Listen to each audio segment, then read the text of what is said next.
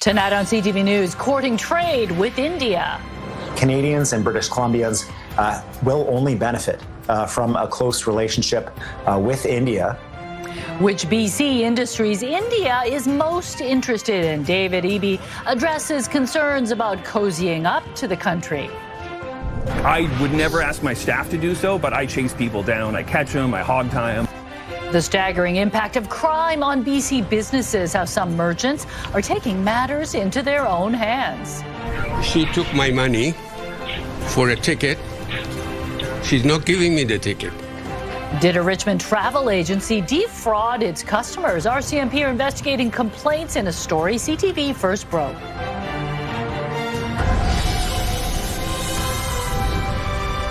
This is CTV News with Mi Jung Lee. Good evening. Thanks for joining us. The Premier is in India tonight trying to rev up BC's economy in the middle of a trade war. But he's also wrestling with issues of national significance as he talks business, issues ranging from visa delays to extortion attempts against South Asian business owners. CTV's Penny Daflos on a particularly fraught trade mission. It's been one meeting after another for David Eby as the Premier talks trade in India, with BC's mining sector standing out. They want to know which metals and minerals are being brought forward, and they want us to assist in matchmaking so we can connect the companies. With his jobs minister at the table, Eby is currently in the financial capital of Mumbai, an important port in the international shipping routes, while facing tough questions about how near daily shootings at South Asian business owners in the Lower Mainland are impacting discussions. There has been an arrest in India of an individual alleged to be involved in extortion, and I've encouraged these officials whenever possible to continue this cooperation and support that this is a very serious issue for us. But this is an economic mission that I'm on right now. One that Indian businesses are welcoming, given that they're facing crushing 50% tariffs from the U.S. They have BRICS, which is basically a group of countries that are anti the United States, and India is a member of that, if you can believe it. Germany's chancellor is also in India this week ahead of the final phase of trade talks with the EU. It's better not to place all your eggs in one basket or a major part of it. Even though it's one of the world's largest economies, doing business with India isn't without controversy. We didn't get a justice yet. Since the 2023 assassination of Surrey businessman Hardeep Singh Nijjar and then Prime Minister Justin Trudeau's statement in Parliament. Credible allegations of a potential link between agents of the government of India and the killing of a Canadian citizen. They expelled Indian diplomats, some of whom were also accused of wrongdoing. We will not sit quietly as agents of any country are linked to efforts to threaten, harass, or even kill Canadians. India reciprocated, and relations have only recently thawed between our countries. Because of that, there have been challenges with visas. My encouragement to my colleagues federally, once we return, will be to support as quickly as possible the restoration of full services here, to increase the chances of business opportunities that benefit both countries in an uncertain economy. Penny Daflos, CTV News, Vancouver. The Premier took time today to address the decision to end BC's decriminalization of hard drugs following yesterday's announcement that the 3-year pilot will end on January 31st. My hope, and I certainly wasn't alone in this, was that through decriminalization, people would be able to more easily access treatment. They would feel reduced stigma about talking to employers, talking to family about addictions that they faced. What we saw instead was people feeling quite free, especially those struggling with brain injury, mental health issues, to use drugs pretty much anywhere, in a Tim Hortons, in a bus stop. We can't have people smoking crack in a Tim Hortons, full stop. He says the province will continue to focus on expanding treatment options across BC, including through a new and controversial involuntary care initiative. Property crime continues to sweep parts of the province today. The findings of a new survey show staggering amounts of theft and property damage and the crushing impact on businesses. CTV's Craig Krause reports on the growing frustration of merchants and how some are fighting back. Another day, another Vancouver shop owner's window broken. Sad is the first thing because it's heartbreaking. And this is nothing new for them. They face plenty of property damage, even a fire sparked inside, all while losing thousands in theft. But they're not alone. Unfortunately, it's happened more than once. They could reach it and put it under their sweaters, was disgusting. One after another, merchandise ripped from the shelves. I thwart many of the shoplifters. I would never ask my staff to do so, but I chase people down. I catch them, I hog tie them, I do what I need to. Or be forced to chalk it up as another loss. Has it gone up or down for us? It just seems perpetual. BIA BC found that nearly 90% of businesses surveyed had been hit by nonviolent crime, with about 40% reporting annual losses exceeding $5,000. I think people would be shocked to understand exactly what's being lost annually in Vancouver and around the province. Let's take a look at 4 communities. BIA BC reports in Kamloops annual losses exceeded $1 million last year. Downtown Victoria estimates graffiti removal alone costs $1 million. Prince George estimates more than $4.2 million in downtown losses, and North Vancouver saw an 18% increase in theft and fraud. One of the other issues is people aren't reporting it anymore. Business owners are calling for improved crime reporting and data collection systems, as many say the current process is too complicated. But that won't happen overnight. So what's the root of the rampant theft? Desperation is the cause. How do we address their desperation? There's going to be many ways. But I think housing and safe housing would be one of the keys. It goes back to mental health and addiction. These people need help. Bail reform and the end of the drug decriminalization experiment are believed to be positive steps forward. In addition, the province says it's funding police operations targeting theft and property crime in the hopes it tackles the issue, as many business owners try to catch their breath. Craig Crowe, CTV News, Vancouver. An investigation is underway after another extortion-related shooting in Surrey. Police were called to the Panorama Ridge neighborhood around 1 a.m. for reports of shots fired. They say a home and a vehicle in the 13400 block of 56th Avenue were damaged. No reports of any injuries. A 10-week public hearing into the actions of Vancouver police officers involved in the 2015 beating death of Miles Gray will start next week. But the officers themselves cannot be compelled to testify. CTV's Ben Milger has more on the purpose of the hearing and the potential discipline the officers could face. More than a decade after Miles Gray died in a violent confrontation with 7 VPD officers, the Office of the Police Complaints Commissioner will hold a public hearing to determine if any of those officers may have committed misconduct, and if they did, what should happen. Gray died in a Burnaby backyard in August of 2015. Police were initially called that day over a complaint he had sprayed a woman with a garden hose. An autopsy revealed Gray had a broken nose, jaw, and orbital bone, a fractured larynx, and ruptured testicles. The Independent Investigations Office forwarded a report to Crown Counsel for consideration of manslaughter and assault charges against the officers. The Crown chose not to pursue charges, in part because the only witnesses were the officers themselves. Because this public hearing could lead to discipline under the Police Act, the officers do not have to testify. They can't be obligated or forced to take the stand and give evidence if they wish not to do so. Now, if a witness decides not to take the stand, then the adjudicator can make inverse findings against them, so they can make findings that are against their interest. The hearing will also look into potential breaches of the Police Act by the officers who failed to take notes about what happened in a timely manner. Although none of the officers involved appear on the preliminary witness list, they could still choose to testify at some point during the hearing. At its conclusion, the adjudicator will then have to decide whether any of them committed misconduct, and if they did, what should happen. Penalties could include dismissal from the force. Ben Milger, CTV News, Vancouver.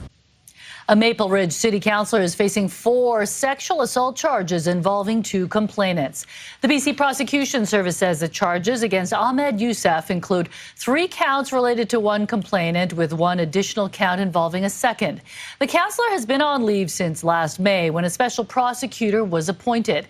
He faces previous charges including assault, firearms offences, and disobeying a court order. His first court appearance is set for February the 12th. How the tides have turned in Metro Vancouver's real estate market. Buyers appear to be in the driver's seat in 2026.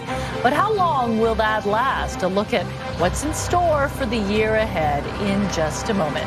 But first, let's take a look outside at the Port of Vancouver. What a gorgeous day it was, and it's nice, and that the sun is sticking around a little longer. It doesn't set so quickly. No, I know, a couple minutes a day, but yeah, clear skies today. It was absolutely gorgeous after all the rain that we've had, so hope you're able to get outside and enjoy it. Still, we're seeing above seasonal temperatures right now at 6:09. We're seeing 7 degrees at the Harbour, 8 in Surrey, a touch cooler in Pitt Meadows at 4 degrees. Look at Chilliwack, 9 degrees right now. As we head through the overnight, it'll be clear and calm. Patchy fog will develop and it will dissipate early tomorrow morning. We'll see a high of 9 degrees under sunny skies.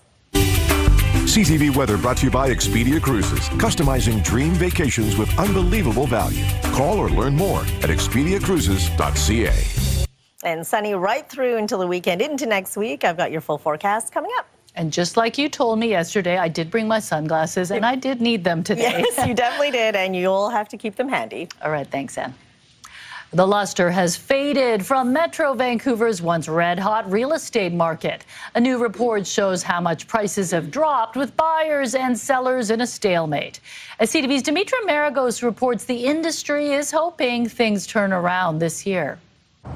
Experts say the tides have changed in the Greater Vancouver real estate market. The market has shifted from being typically for the last decade in Greater Vancouver very much a seller's market to one where it really favors buyers now over sellers. Royal LePage's most recent 2025 Q5 real estate report shows prices of homes and condos across the board in Greater Vancouver and within city limits have dropped. The report outlines in Greater Vancouver, the aggregate home price decreased 4.1% year over year. And Ryle says buyers have the luxury of patience. We've seen lots of buyers kind of sitting on the sidelines waiting for, better conditions in the marketplace. It all makes sense based on what we were seeing out there with our boots on the ground. Leo Wilk, a real estate advisor with Engel and Volker, says while the report doesn't paint the full picture, sellers are starting to adjust. We're starting to notice people are calling us now to drop their price. That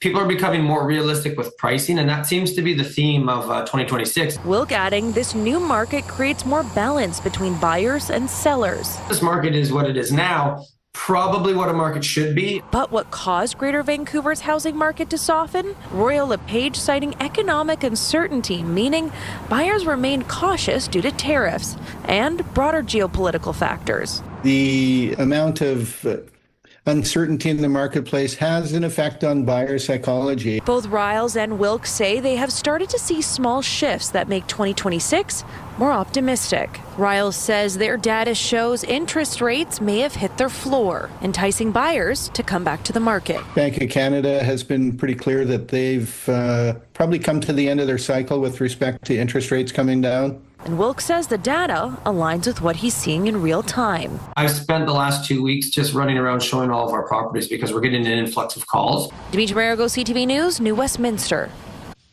A former Liberal MLA is joining the race to lead the BC Conservatives. Ian Black launched his bid in Coquitlam this morning, 15 years after stepping away from provincial politics. Black was the Port Moody Coquitlam MLA from 2005 to 2011 before taking the top job at the Greater Vancouver Board of Trade. He joins a growing list of contenders to replace John Rustad, who stepped down as Conservative leader last month. His slogan, "Get British Columbia back on track." It will take courage, it will take conviction, and it will take vision. And I promise you this, I have that courage. I have that conviction, and my life's journey has given me the required vision to lead right here, right now. Together, we will get British Columbia back on track. Black joins 4 other declared candidates: political commentator Caroline Elliott, Conservative MLA Sheldon Clare, entrepreneur Yuri Fulmer, and contractor Warren Ham. A date has yet to be set for the leadership vote. Police are investigating a Richmond travel agency after the complaints pile up. Customers out thousands of dollars. Also ahead. Monday evening, they had ran out of food and supplies. So that was starting to add a little bit of pressure to get them out of there. Treacherous rescue, what it took for crews to reach hikers stranded in Golden Ears Park for days. When CTV News at 6 continues, stay with us. News New developments tonight on a story CTV News first reported on Monday. Complaints about a travel agency in Richmond. Customers have been coming forward after paying for trips but never receiving their tickets. BC's consumer protection watchdog stripped the company of its business license, and now, as CTV's Yasmin Gandam reports, police are investigating. This Richmond-based travel agency, Vegas Vacations in Lansdowne Centre, now filled with frustrated travelers after facing a slew of allegations. She took my money for a ticket. She's not giving me the ticket. Customers say after purchasing a trip, they were not provided a ticket. So we decided to knock on their door to get answers. No? Okay. They don't consent to being recorded. So you can see a sign on the door that says that the license has been canceled.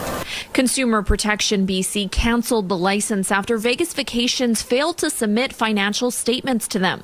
Vegas Vacations cannot book any future travel, but is allowed to fulfill existing arrangements for clients who booked before their license was suspended. Over the last month or so, we've received numerous complaints of circumstances with a large variety in nature of incidents involving this travel agency. Richmond Mounties are now investigating to determine if any criminal offenses have occurred, with its economic crimes unit looking into the allegations. One thing I will say is the RCMP is not involved in gathering any refund processes. We're not involved with money. We are strictly there to determine if the circumstances of each person's experiences meet the realm of a criminal investigation. Still, travelers are left in the dark. Now we want the ticket for Hong Kong Airlines that they've taken the money for, they reserved it, and I want the ticket. People who believe they've been defrauded are encouraged to contact Richmond RCMP and visit Consumer Protection BC's website for more info. Yasmin Gandam, CTV News, Richmond. Now to an incredible story of survival. 4 hikers stranded for days in dangerous avalanche conditions in Golden Ears Provincial Park have finally been rescued after multiple failed attempts. Rescue crews say the group summited Saturday in clear weather, but were caught in a sudden storm. They managed to find an emergency shelter on Panorama Ridge, and despite spotty cell service in the area, were able to call for help using Apple SOS. However, poor weather and high avalanche risk delayed rescue efforts. Attempts on Sunday and Monday failed as conditions worsened, and the hikers ran out of food. Finally, a break in the weather Tuesday allowed a helicopter to land and fly them out safely. There's times where you can summit Golden Ears in the snow and do it safely, and then there's times where it's just not recommended to enter that terrain. And from Saturday until today, it was not recommended to be in that terrain. Aside from being tired and hungry, he says the group was in good shape. An out-of-bounds snowboarder was rescued from Mount Seymour after being lost for several hours. North Shore Rescue say low-lying cloud meant a helicopter couldn't be used when the call came in yesterday afternoon. A thermal drone was able to help ground crews find the snowboarder as they followed fresh tracks in the snow leading away from the ski hill boundary. Rescue crews say the snowboarder did not have any extra clothes or equipment and that they were very lucky they got cell service to call for help. The ribbon was cut on a new building in Burnaby today that will provide housing for single mothers and their children. When families have long-term housing, we know it reduces stress, increased security, has such a positive impact, not only on the women, but on the next generation. We see children in our housing communities now who are going on to university, who are dreaming dreams they never thought they'd have the opportunity to have in their lives. And housing is a huge part of what makes that possible. Marion's Place is the YWCA's 18th housing community in the Lower Mainland. The building in the Metrotown neighborhood offers 32 2- and 3-bedroom units, along with a children's play area and gathering spaces. Residents will also have access to YWCA resources like childcare and legal support. Another twist in the political upheaval in Venezuela, what the country's opposition leader presented to U.S. President Donald Trump, also ahead. The president and his team have communicated to the Iranian regime that if the killing continues, there will be grave consequences. A Canadian is among the thousands of protesters killed in Iran. The message from Iran's exiled crown prince about his vision. That's ahead on CTV News at 6.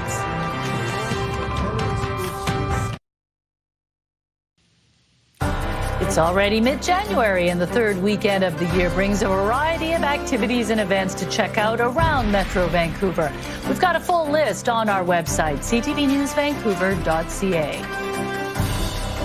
Thousands of people are expected to gather in Vancouver this weekend for protests over conflicts in Iran, Gaza, and the U.S. In response, the VPD says it will be boosting its presence downtown.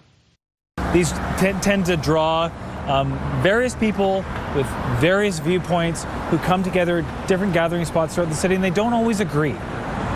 So last weekend, we had some conflicts. Our officers were deployed to mitigate those conflicts, physically keeping protesters away from each other. He says last weekend, roughly 6,000 protesters took to the streets. This weekend, the VPD is expecting upwards of 9,000. That's why it's deploying more than 130 officers on foot and on bikes to help manage crowds at 11 planned protests. Police say the goal is to ensure safety, maintain order, and minimize disruptions for bystanders. Global Affairs says it's aware of the death of a Canadian in Iran as the UN holds an emergency meeting on the deadly nationwide protests against the oppressive regime. CTV's Mike LeCouture has the latest on today's developments, including the response from the minister. As anti-government protests blanketed Iran in recent weeks, we're learning a Canadian has died in the hands of Iranian authorities. In a post on social media, the Foreign Affairs Minister said, "Our consular officials are in contact with the victim's family in Canada, and my deepest condolences are with them at this time." While supporting the peaceful protests, Anita Anand said Canada condemns and calls for an immediate end to the Iranian regime's violence.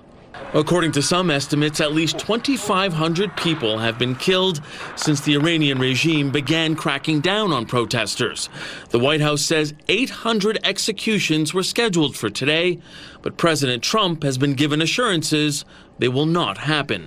The president and his team have communicated to the Iranian regime that if the killing continues, there will be grave consequences.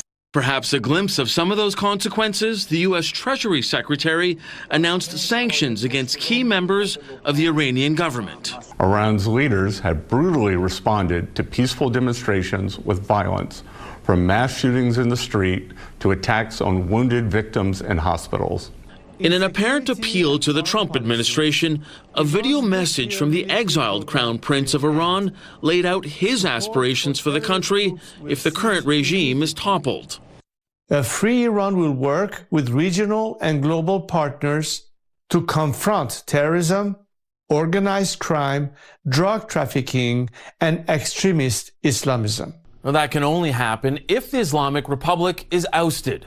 Meanwhile, with the recent crackdown on protesters, Canadians are being urged by Global Affairs Canada to leave Iran now. Mike LeCouture, CTV News, Ottawa.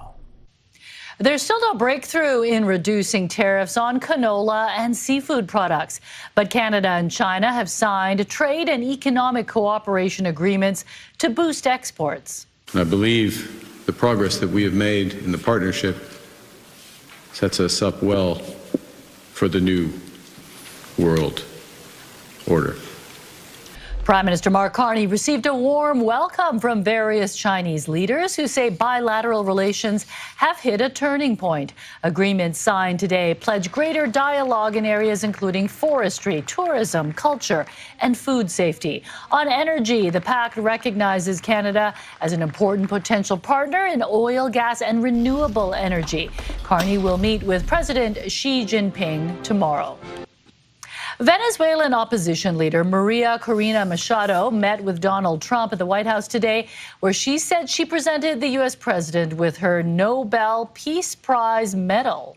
I presented the President of the United States the medal of the Nobel Peace Prize.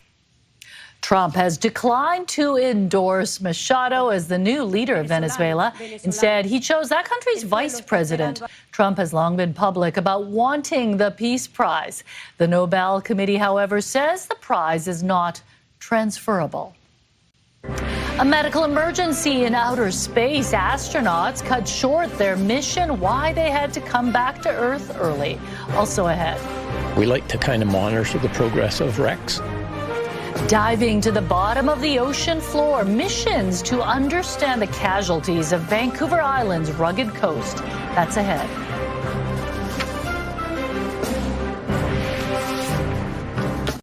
Splashdown of Crew 11. Splashing down off the coast of California. That splashdown coming right on time at 2:41 a.m. Central Time. 4 astronauts are back on Earth 1 month earlier than planned. The crew splashing down off the coast of San Diego just after midnight. NASA cut the mission short due to a medical issue, marking a first. Experts say astronauts train for emergencies in space, but some situations need specialized care on Earth.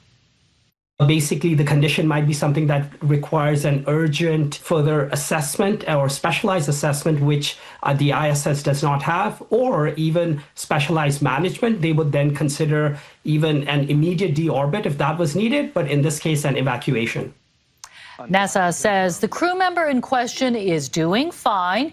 The entire crew will now fly to Houston for evaluation and testing.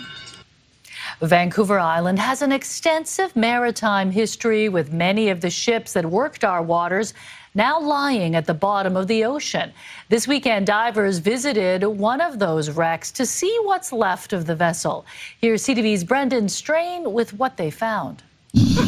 This past Saturday, divers from the Underwater Archaeological Society of British Columbia visited an old acquaintance that they haven't seen since 2013. It lies on the sea floor of Victoria's Inner Harbor, named the MV Queen. We like to kind of monitor the progress of wrecks. The tug was built in 1913 at a shipyard in New Westminster. Spent 50 years towing log booms and barges up and down the coast. In 1973, it was converted to a liveaboard, residing here at Fisherman's Wharf. And in 1993, it decided to sink. Victoria's harbor master at the time worked quickly to get the wreck out of the way, crushing the superstructure with an excavator, then raising the hull and dragging it around the corner of the harbor to Ogden Point, where it now sits. This was our most recent publication, and it's on the southern Gulf Islands. The UASBC dives wrecks off the coast of BC in order to monitor their deterioration, as well as take measurements, find the exact GPS coordinates, and to take photos and videos like these. End result is we pull together a chapter on each vessel, and we publish the results in what we call a regional shipwreck inventory. Available to the public through the UASBC's website. What we noticed was a good chunk of the tug itself, including particularly the wooden parts of the boat, had deteriorated quite a bit. Leila Baptista was part of last weekend's dive and says a lot of wrecks have been looted over the years by divers looking for a keepsake. The Society is putting the final touches on a series of dives along southern Vancouver Island's coast between Sydney and Souk. There's about 100 vessels in that stretch of coastline, of which we are looking at 20. The MV Queen is one of those wrecks that the Society will dedicate a chapter to in its next report, monitoring many of the maritime vessels that now lie on the sea floor, often lost to time. Brendan Strain, CTV News, Victoria. It was sunshine and blue skies across much of the South Coast today, but that was definitely not the case elsewhere in the country. I just come out once or twice during the snowstorm, keep it light, make it easy, because I won't have a shovel, I don't have a snowblower. Having the pleasure of going out with the dogs in this kind of weather. A major winter storm has blanketed Ontario and Quebec, with Environment Canada predicting up to 40 centimeters of snow in some areas.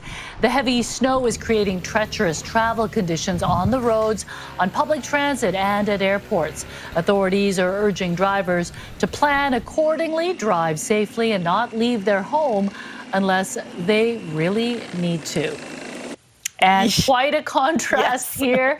I know we still have some winter to go, but so far we haven't had a huge snowfall. No, nothing in the city whatsoever. But the good news is for out east, the snow is expected to taper off heading into tomorrow and just flurries for the weekend. But for us, they're happy to hear that. Exactly. But for us, much of the same as we saw today. Blue skies and sunshine will continue, all thanks to this ridge of high pressure. As you can see, it is keeping all the inclement weather just towards the north of us and heading towards the east. We will see a stretch of sunshine and warmer temperatures. As you can see, the huge ridge in the jet stream will keep the south coast and pretty much along the coast with above seasonal temperatures. And it's very uneventful as we head through the day tomorrow. As you can see in our weather tracker, not much going on for your early morning commute, and it stays dry and calm pretty much across the whole province. You will see mostly cloudy skies for parts of the southern interior. Your provincial forecast popping up at the bottom of your screen. A mix of sun and cloud for Port Hardy tomorrow with a high of 8.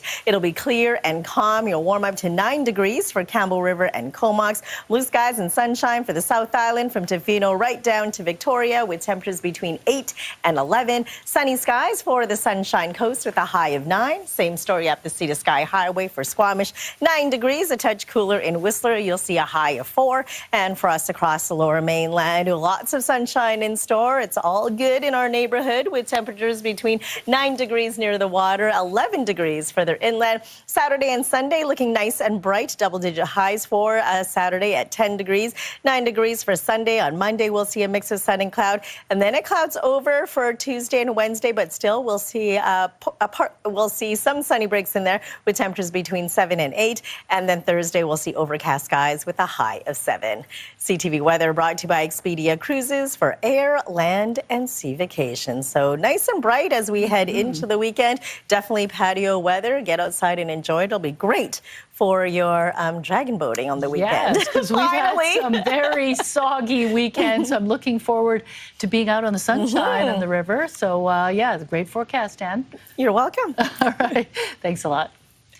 Coming up, just how pervasive are digital scams? There are a lot of Canadians who have experienced this in the last couple of years. The vast majority of Canadians have been targeted. Why so many are still not reporting them? And billionaire Elon Musk's AI chatbot Grok has caught the attention of Canada's top privacy watchdog. Officials now investigating reports it's being used to create sexualized deepfake images of people without their consent. That's ahead. Time now for tonight's Skywatch. A spectacular day for a stroll along the seawall in Yaletown. CTV Skywatch is brought to you by Kermac Collision and Autoglass, the name you'll remember when it matters. Kermac cares for kids.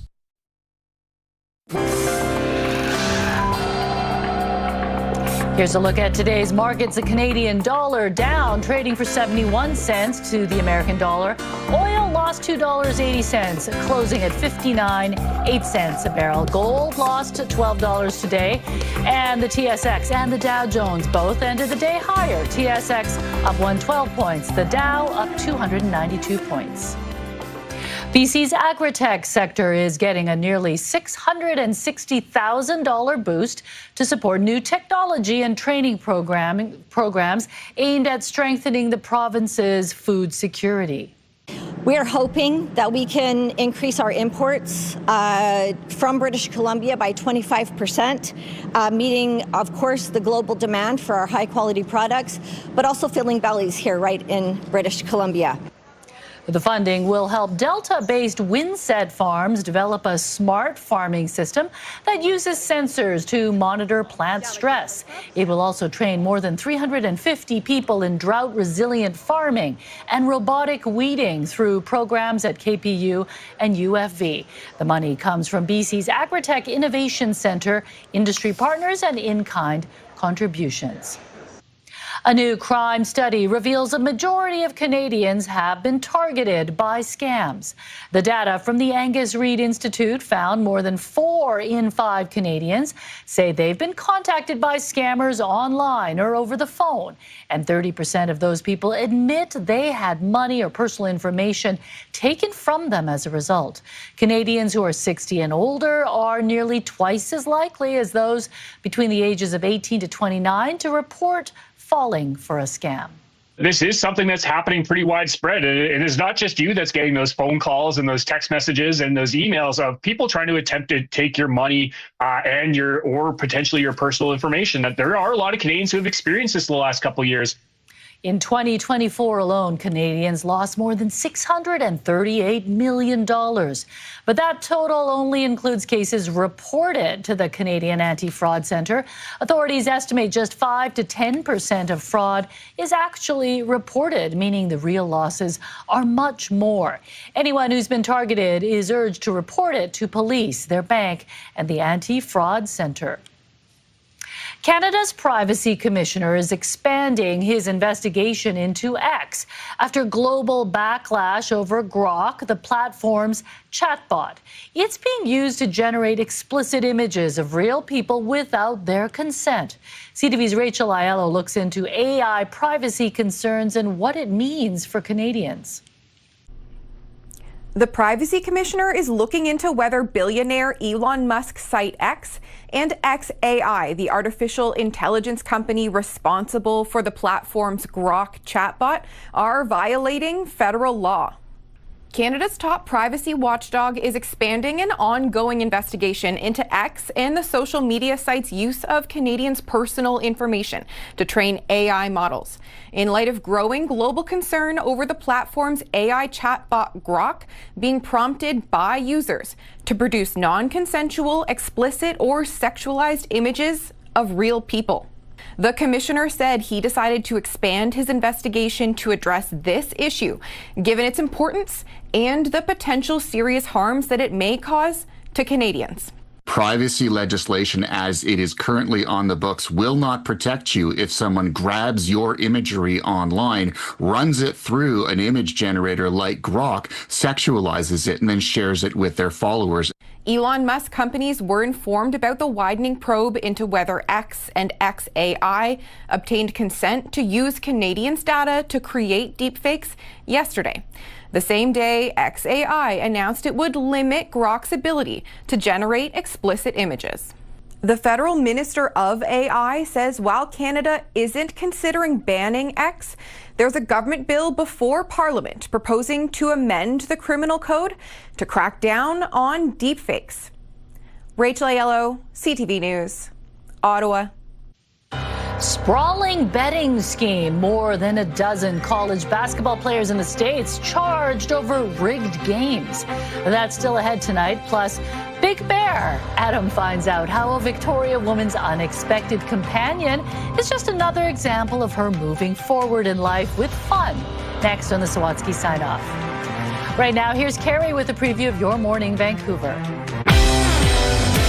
The Prime Minister is meeting with China's president. What is the measure of success? Friday on Your Morning Vancouver, the trade opportunities coming out of Mark Carney's mission so far as the two leaders enter a new era of relations. And when hope seems to be lost, they know how to find missing pets. We'll meet a team of pet searchers making these happy reunions possible. We'll see you in the morning.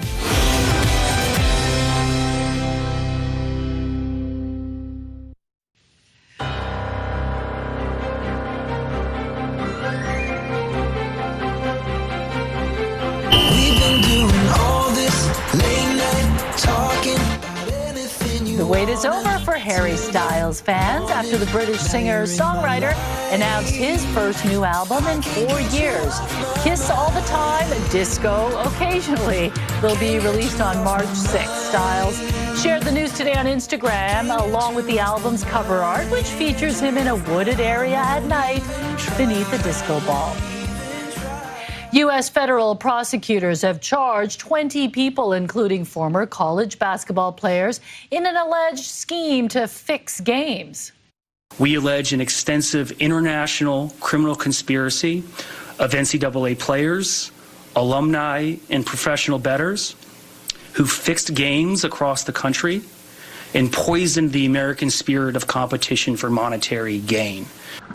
According to the indictment, players from more than 17 different NCAA teams, quote, fixed and attempted to fix more than 29 games from September 2022 to February 2025.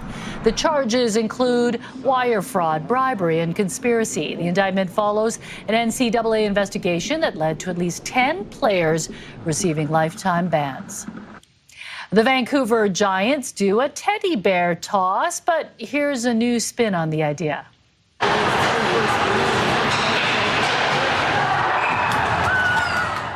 Ontario's Grand River Collegiate Institute's hockey team organized a sock toss.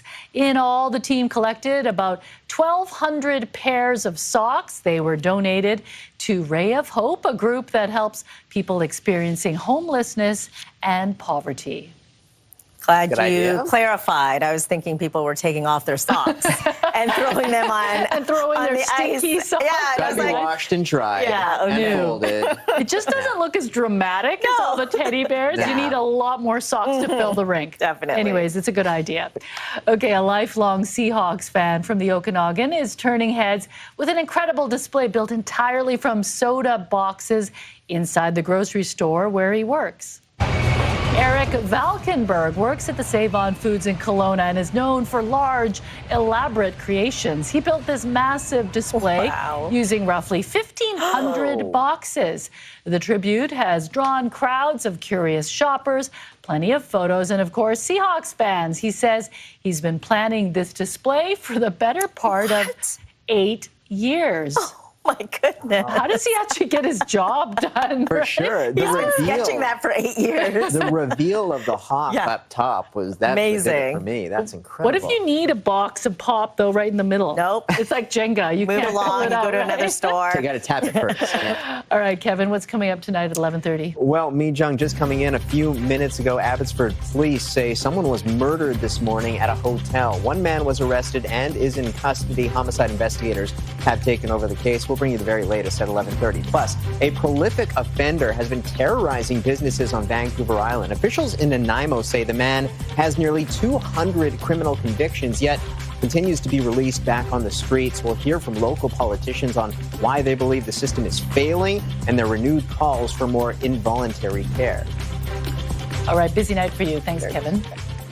Well, he couldn't walk a mile in her shoes, but by joining her on a stroll as she clutched an unusual prize, Adam was able to learn a lot about the adversity one woman has overcome. He explains in tonight's Sawatsky sign-off. Before she began walking with a big bear today, Lisa Weiner was wondering about an unexpected phone call yesterday. It's a scam. I'm not picking it up. So I didn't.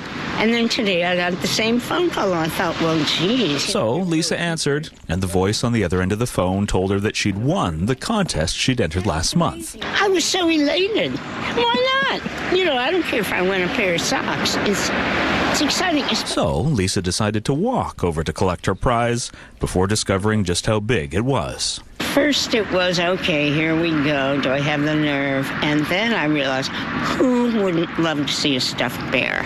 See, they move back. After walking a whole bunch of blocks with the bear, Lisa's found it inspires all sorts of people to smile. It's been delightful. Yeah. Especially since Lisa knows how it feels when you have nothing to smile about.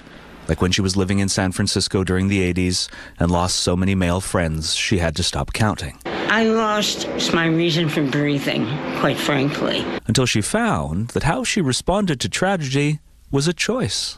Well, you can either stay stuck and life gets worse, or you carry on, and everybody has that decision at one time or another. It wasn't easy, but Lisa decided to keep living life to the fullest by choosing to face adversity with fun. You might as well enjoy your life.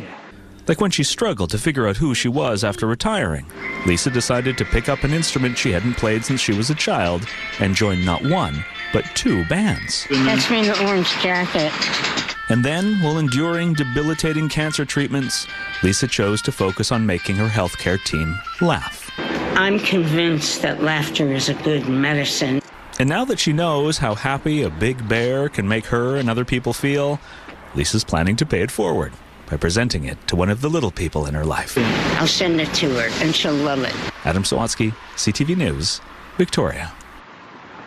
The Sawatsky Sign-Off, brought to you by CapitalDirect.ca. Let's make your vision a reality with Capital Direct. Call and talk to our team today. Some lucky person's going to get that teddy bear. Yeah. I like how she's walking around with it facing forward. Well, that makes everybody else happy, right? All right, let's take a look at our scenic snapshot. A beautiful photo of the sun burning through the fog in Costin, BC, in the south of Similkameen Valley. Thanks, Greg, for sending this one in. And you can email us your scenic snapshot at scenicsnapshot@ctv.ca. We'll probably get a lot more sunny shots in the next few days, yes, right? Can't wait for those. Beautiful. All right, Kevin's back tonight at 11:30. Thanks for joining us.